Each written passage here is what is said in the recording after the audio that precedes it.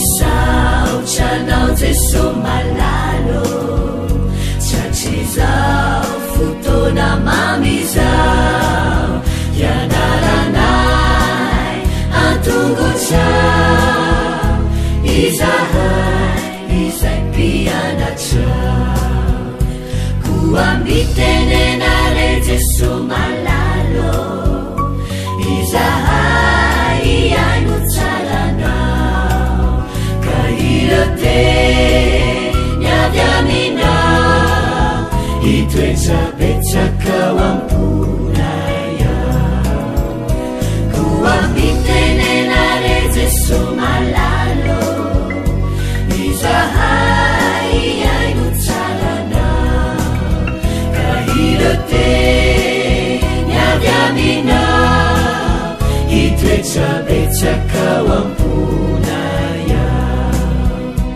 irote niavy aminao itoetsapetsakao amponaya.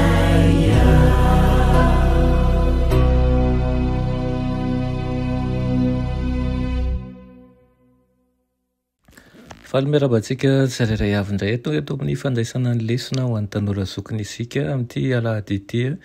Rariny soa indrindra hatrany ianao ary mba hitomba fahalalana amin'ny Kristy any isika. Alohan'ny dirantsika amin'ny lesona an'io dia hivavaka isika. Rainay tsara indrisy-danitro, tolotra ianao ny idera ny laza ny antso sy ny voninahitra. Sotro anao izay fa mbola nomenao izao tombotsoa izao indray ahafahana mandinika ny teninao dia metezanao hiasa ao am-pony tsirairay avy aminay. Aminaran'i Jesosy, amen. Lohateny lesona antsika androany dia manao hoe iza ary no namako. Nyresaka ny fanaovam-pahalalana anankiray sy Jesosy no ny atombohan'ilay fanoharana momba ny samaritana tsara fanahy. Nanontanan'i Jesosy ilay pahalalana hoe inona no ataoko andovako fiainana mandrakizay. Dia novalian'i Jesosy tamin'ny fanontaniana izany manao hoe inona ny voasoratra ao amin'ny lalàna, manao ahoana ny famakianao azy.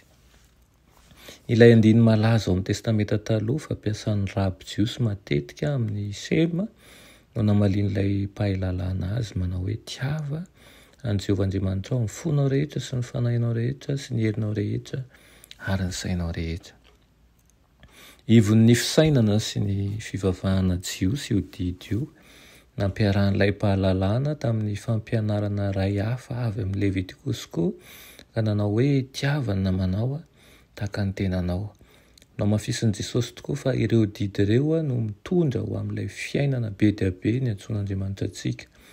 Lalana mankany amin'ny fiainana mandrakizay ny fitiavana amana. Tsy hoe satria azahoantsika mividy ny lanitra izany tsy akory fa satria mamino fitiavana antsika ny herin'Andriamanitra manova dia fitiavana ampahary antsika sy ireo izay nohariana. Mbaran'i Jesosy mazava any amin'ny andininy hafa fa ireo didy roa ireo no iantohan'ny lalàna manontolo dia ny didy folo. Tamin'ny andron'i Jesosy anefa dia hady hevitra tsy misy farany teo amin'ireo mpitondra fivavahana ny amin'izay tokony ho naman'izy ireo. Matetika no niraisin'izy ireo hoe ny jiosy irery ihany no resahan'io Levitikosy 7:20 io, indrindra ireo izay verina ho nitahian'Andriamanitra tamin'ny fahasalamana sy harena be. Hoy ilay pahalalana manana tena maritena, iza raha namako izy izy.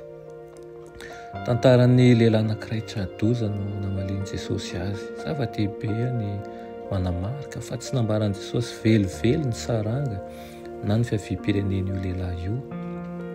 Ny hany fantatsika dia nila fanampiana izy. Nety tokoa ny tsy nanambaran'i Jesosy ny mombamomba n'io lehilahy naratra io dia nazava Jesosy fa namantsika dia izay olona mila ny fanampiantsika sy ny fitiavantsika na izy io na iza ary na avy aiza izy na avy aiza. Dia tahaka izany ihany koa no hitenenan'ny tompo amintsika aoka isika hanana fanetsetena, hanana fitiavana amin'ny olona rehetra fa tsy amin'ny olona izay mety ho fantatsika ihany. Ny fanahy mason'Andriamanitra ny hanampy antsika mandrakariva amin'ny fotoana tahaka an'ireny mba ahafahantsika manana ny toe-panaraka an'Andriamanitra. Amen. Rainay tsara indrisy-danitro mbola misaotra anao izay amin'izany teninao izany. Misaotra tompo izay mampianatra anay hatrany lalana tsara, mampianaro izay mba haizara fitiavana ihany koa amin'ny hafa ka tsy hifidy nizaniza fa ireo zay atolotra ao aminay dia omenay ny fitiavana azy ilainy, meny zavatra ilaina ihany koa satria fantatray fa ianao efa niay anay tsirairay avy. Aminaran'i Jesosy, amen.